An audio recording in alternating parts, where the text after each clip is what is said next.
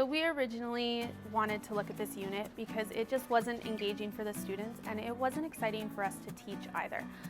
Me personally, I'm not a science person. I don't enjoy teaching science as much as some of the other subjects, and this unit, I just found it very difficult because it wasn't as exciting, it wasn't as hands-on as some of the other units that we were teaching.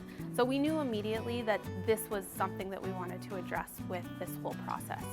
This came from when we were doing our work with critical thinking and WALL-E, and we started working with the Cascading Curriculum. And so we started with our big overarching idea.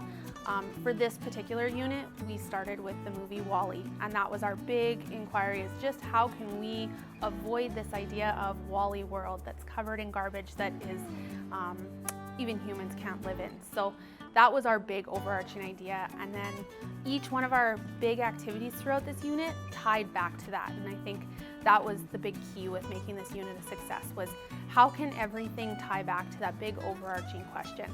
So we have our waste wall was a big piece of that.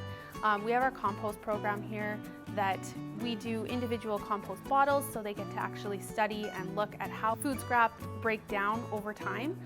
But we also apply that to the compost program that's run throughout the school. So we collect compost every day, and we teach the other classes on what we can compost, what goes in the compost, and so they can kind of see that bigger picture piece. And that all ties back again to how do we avoid this idea of our earth being covered in garbage.